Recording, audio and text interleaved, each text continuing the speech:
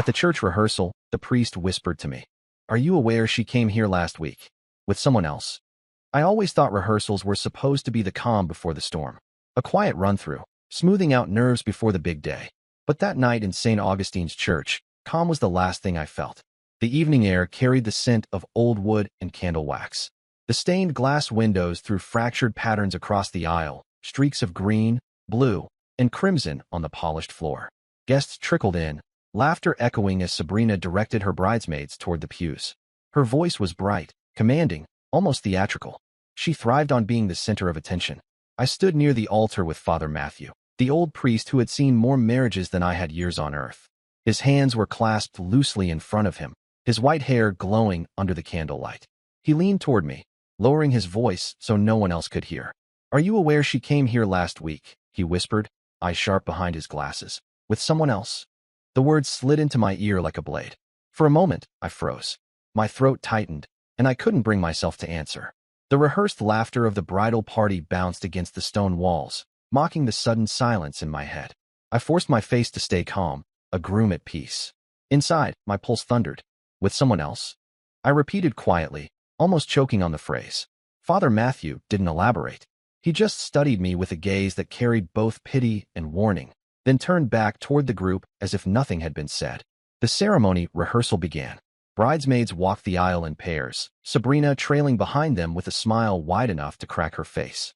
She looked radiant in her rehearsal dress, a pale silk that shimmered with each step. Her eyes flicked to mine, glowing with expectation. She wanted me to admire her, to beam like the doting fiancée. I smiled back, because what else could I do? But the whisper wouldn't leave me. My mind worked feverishly. Who had she come here with? Why hadn't she told me? Sabrina claimed she'd been busy with fittings, appointments, luncheons with her mother. My schedule at the firm had kept me occupied, but I had trusted her. I thought the distance between our errands was normal before a wedding.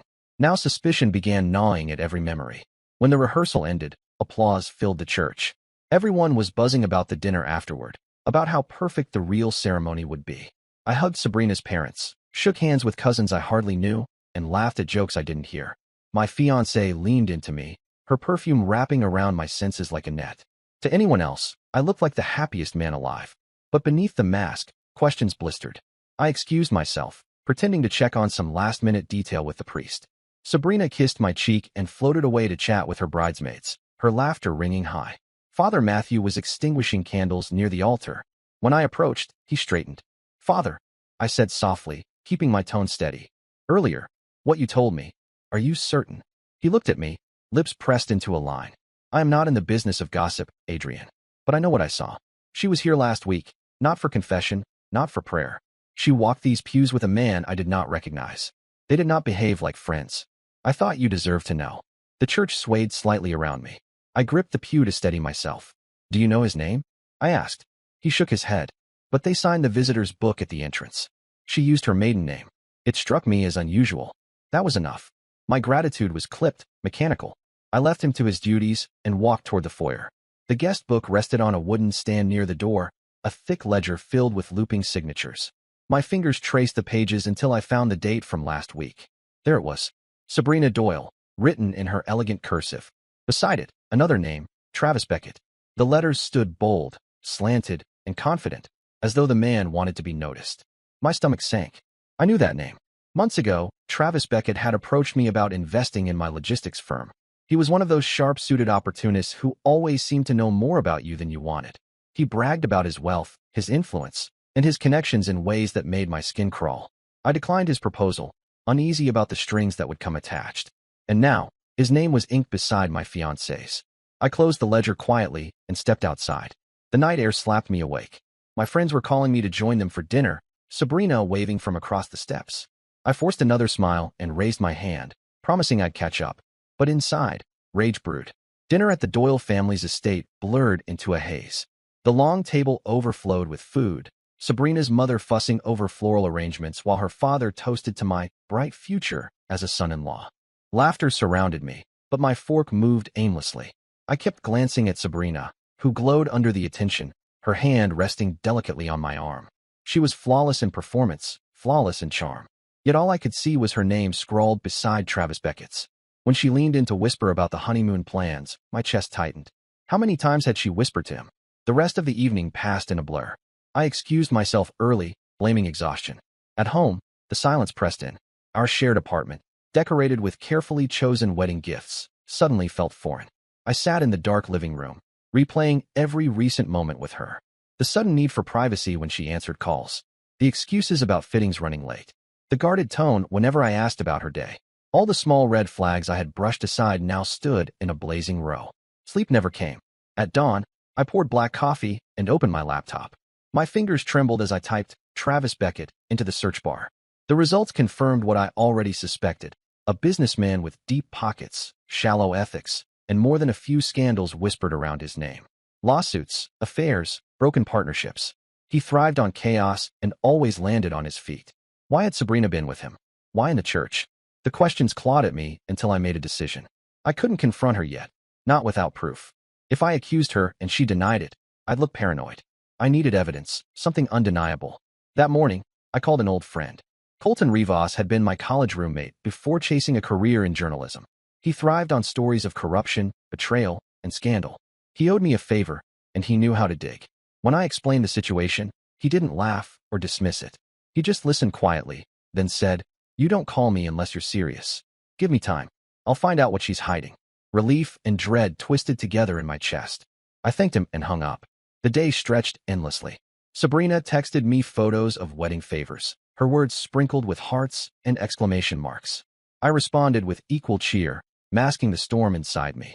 At work, I sat through meetings without hearing a word. Every time my phone buzzed, I half expected Colton to call with confirmation of my worst fear.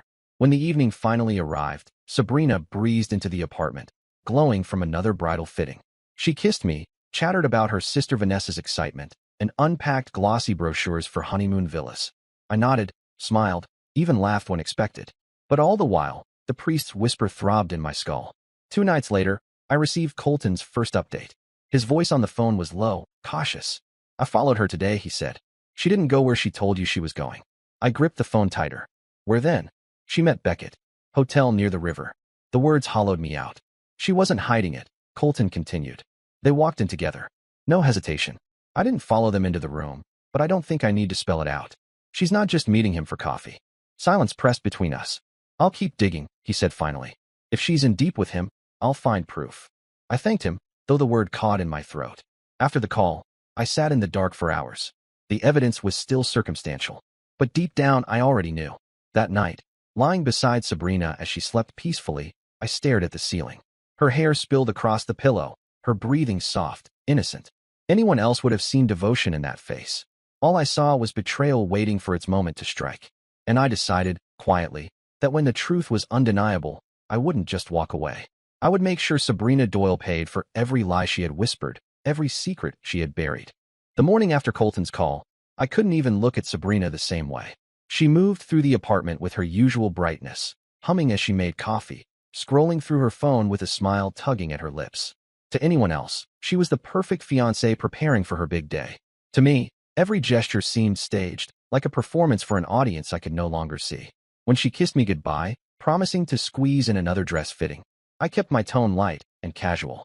Inside, all rose in my throat. As soon as the door closed, I sat on the couch and dialed Colton. "You need to find out everything," I said. "Not just meetings. I need to know what she's telling him, how long it's been going on, if she's planning something against me." Colton didn't hesitate. "I'll handle it. But Adrian, if she's been this careless already, I think you're going to hear things you don't want to." "I need to hear them," I replied. That week stretched into a blur of waiting. Every day, Sabrina had some new excuse to be out. Final hair trials, cake tastings, bridesmaid brunches. Each explanation felt like a knife twisting deeper. I played the supportive groom, nodding and smiling, even handing her cash when she said she needed to tip vendors early. Meanwhile, Colton shadowed her. He reported back in clipped calls, each detail feeding the fire inside me. She met Beckett again on Tuesday. Same hotel. They spent 4 hours there. She came out laughing, hair a mess, clutching his arm. Yesterday she bought him a watch. Charged it to your joint account. Every revelation burned, but I forced myself to remain composed. If I lashed out now, she would cover her tracks. I needed her to believe I was still blind. 3 days later, Colton called with something different in his voice, sharper, heavier. "Adrian," he said, "I've got audio." My breath caught. "You recorded her?" She was careless. They were drinking in the hotel lounge before heading upstairs. I sat at the bar close enough to pick everything up. You'll want to hear this. I met him that night in his cramped apartment. He slid a recorder across the table. His face was grim. I'll warn you, he said. This isn't just proof of the affair. It's worse. I pressed play. Sabrina's laugh filled the room, unmistakable. My chest clenched at the sound of her voice. Once my comfort, now my torment. You really think I'd be marrying him if he wasn't secure? She said, the words slurring slightly with drink. He's predictable, stable. He'll give me the lifestyle I want. But excitement? Adventure? That's you, Travis. You're the part one actually enjoy. Beckett chuckled, low and smug. So you'll keep the marriage for the money and keep me for the fun? Of course, she replied without hesitation. He's so naive he'll never suspect. And if he does, I'll cry and play the victim. He always forgives me when I twist it right. The recording ended. I sat frozen, my fists pressed wide against my knees. Colton didn't speak, letting the silence hang heavy. Finally, I forced out words. She's planning to marry me and keep him on the side. And drain you dry in the process, Colton added. Beckett's using her to get leverage over you. This isn't just personal, it's calculated. I pressed my palms against my temples. Betrayal was one thing. Conspiracy was another. The next morning, I watched Sabrina move around our apartment with renewed scrutiny. She leaned across the counter, offering me a bright smile as she asked if I could transfer some money for final deposits. My stomach twisted. How many of these little requests were funneling to him? I checked our accounts that afternoon. The numbers confirmed my fear. Over the past month, nearly $40,000 had been moved in increments, small enough to avoid suspicion. The transfers were routed through a secondary account I hadn't realized she opened, then wired to an offshore account under Beckett's name. The betrayal wasn't just emotional, it was financial. She wasn't marrying me for love. She was marrying me to bleed me dry. That evening, I met with Colton again. His tone was sharper now, less like a friend delivering bad news, and more like a strategist. You can't confront her yet, he warned. If you do, she'll spin it, claim you're paranoid, maybe even flip the narrative to make you look controlling. Women like Sabrina know how to weaponize innocence. You need undeniable proof and the right stage to expose it. The wedding, I said quietly. Colton raised an eyebrow. You want to turn the ceremony into a reckoning? Exactly. In front of everyone who thinks she's perfect. Her parents, her friends, my colleagues. I want them to see what she really is. I want her to burn publicly, not privately. For the first time in days, resolve steadied my pulse. Revenge wasn't just possible, it was inevitable. But the facade had to hold until then. Over the next week, I played the doting fiancé more convincingly than ever. I took Sabrina to dinner, let her chatter about flower arrangements, even smiled when she kissed me with lips that probably tasted of him earlier that day. Every moment was a lie I swallowed whole, because the payoff would be worth it. Her younger sister, Vanessa, became an unexpected ally. One evening, when Sabrina disappeared again with another flimsy excuse, Vanessa called me. Her voice shook, hesitant but desperate. Adrian, she said, I don't know if I should tell you this, but my sister isn't who you think she is. I stayed quiet, letting her continue. She's always been manipulative. When we were kids, she lied to our parents constantly, blaming me for things she did. She used friends until they had nothing left, then discarded them. I've watched her chase money and status all her life. I hoped, stupidly, that you'd be different. That maybe she'd actually care about you. Her voice cracked. But I've seen the way she sneaks around lately. I know she's meeting someone else. I didn't want to ruin things before your wedding, but you deserve better. For the first time, I heard genuine pain from someone else who had suffered under Sabrina's shadow. You're not ruining anything, I told her. You're confirming what I already know. The days bled into one another, each one more suffocating than the last. But beneath the surface, I was building an arsenal. The recording of her betrayal. The bank transfers tying her to Beckett.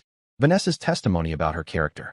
Colton's surveillance reports, complete with timestamps and photos. Piece by piece, I was constructing the trap. And Sabrina walked straight into it, blissfully unaware. One night, about a week before the wedding, she stumbled in late. She reeked faintly of alcohol and perfume, cheeks flushed. I pretended to be half asleep on the couch. She slipped off her heels, not noticing the way my eyes followed every move. She tiptoed into the bedroom, humming softly. When she was gone, I opened her purse, careful not to disturb anything. Inside, beneath the usual clutter, I found a keycard, Hotel Riverton, the same one Colton had mentioned. My chest tightened, but I slipped it back, locking every detail in my memory. The evidence was undeniable now. The question wasn't whether I would destroy her. It was how spectacularly I would do it. The next day, Colton called again with news that solidified everything. She and Beckett were talking about timing, he said. She told him once the marriage certificate is signed, she'll have access to your assets more directly. She said, and I quote, "It won't take long before Adrian becomes irrelevant." The words chilled me more than any affair could. This wasn't a fling.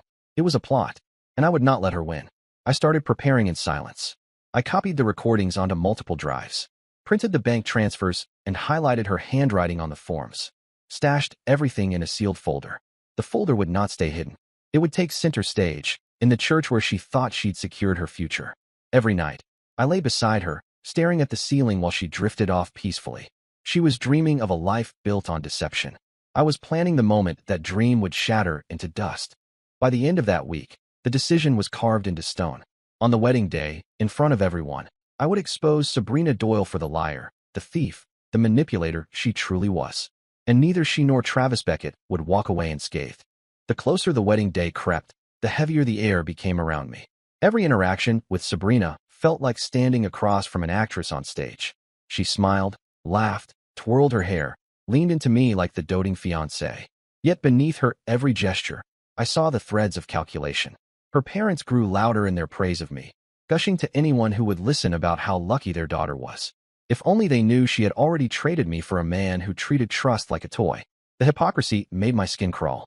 I played along anyway, because soon, the curtain would rise, and they would all see the truth I had stitched together with my own hands. Colton remained relentless. He had managed to capture photos of Sabrina and Beckett in the hotel lobby, arms entwined, faces lit with the kind of intimacy that could never be explained away as friendship. He sent me the images one night with a simple message: "You're ready whenever you decide to strike." But I wasn't ready, not yet. Something gnawed at me, a feeling that I didn't have the whole picture. Sabrina wasn't just careless, she was bold.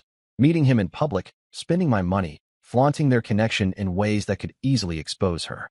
That arrogance meant there was more. I needed to know how far she was willing to go. Vanessa called me again, this time more frantic than before. She tried to drag me into it. She said, her voice sharp with disgust. "What do you mean?" I asked. She cornered me yesterday. Told me if I loved her, I'd keep quiet. Said if anyone ever asked questions, I should back up her story, that she was always with me when she wasn't with you. My jaw tightened. Sabrina was weaving safety nets everywhere. Even her own sister was just a prop in her theater. She said you'd never believe me over her, Vanessa whispered. That if I spoke up, I'd look jealous and bitter. She thinks she's untouchable. She isn't, I assured her. She's about to find out just how wrong she is. Vanessa fell silent, then asked, "What are you going to do?" "Everything," I said, "and she won't see it coming." That weekend, I decided to test Sabrina. She had told me she'd be out with her bridesmaids for brunch. Instead of pretending ignorance, I trailed her. My car stayed far behind hers as she drove across town. I watched as she pulled into the Riverton Hotel parking lot.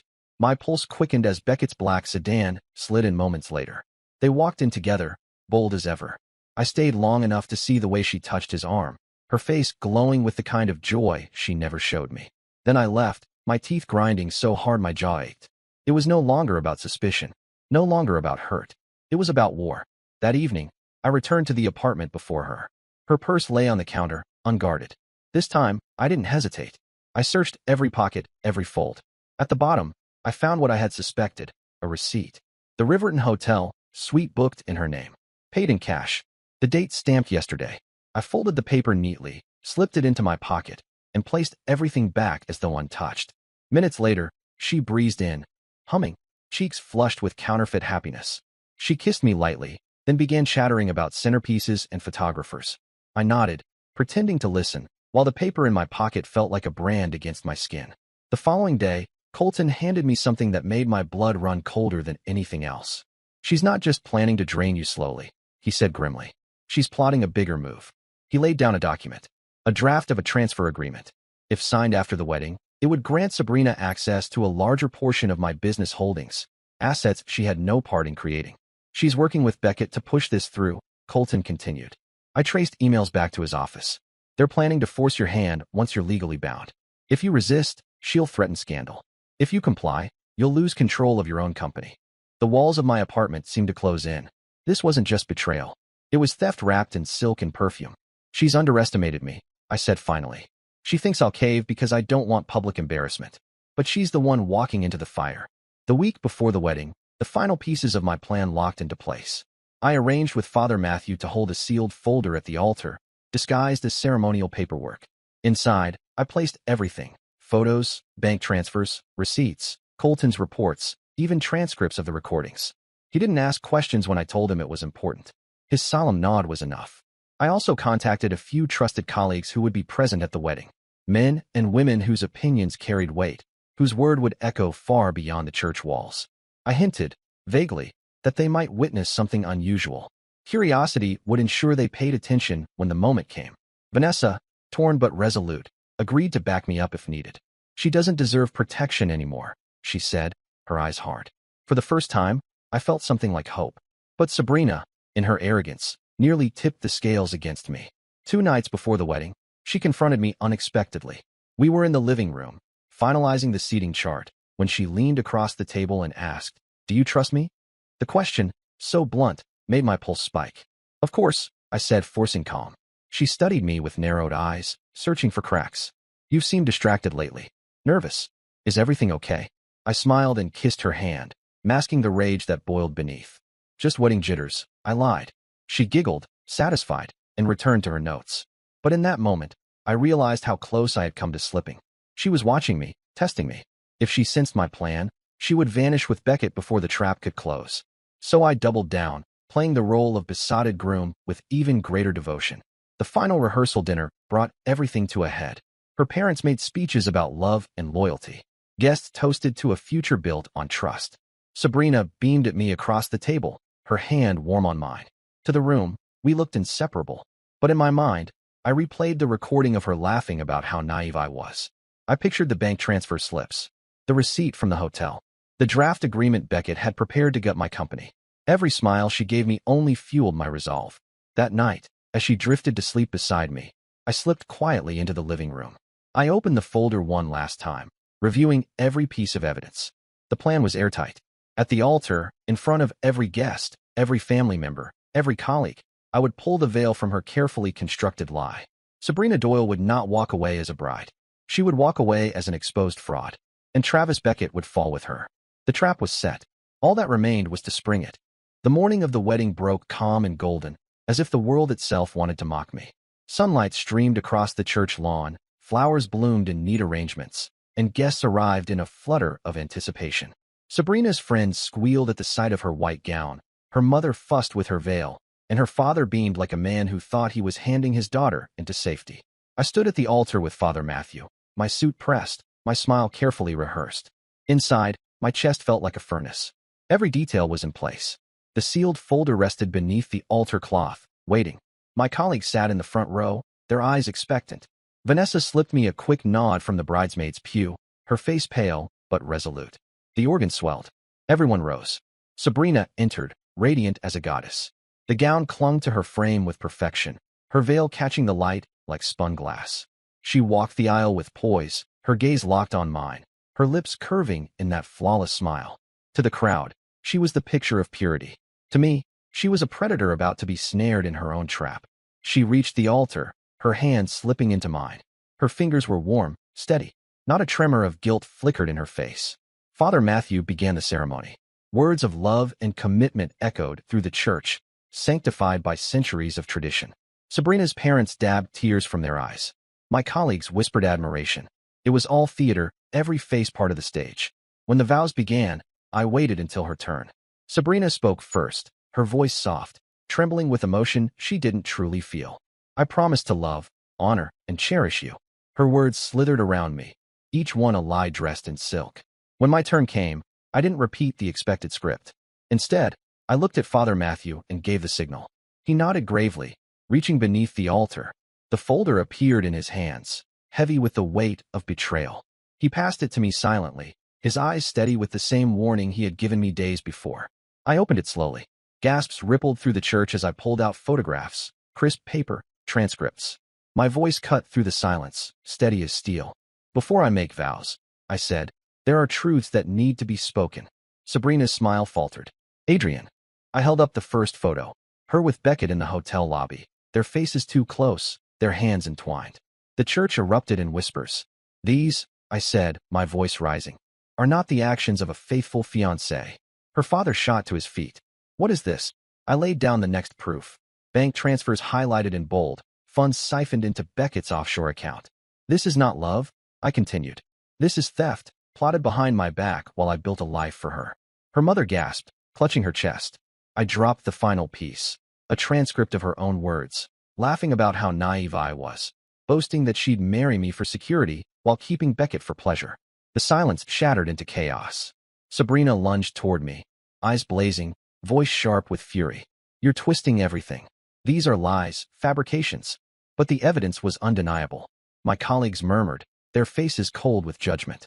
Her father's rage turned to disgust as he stared at his daughter.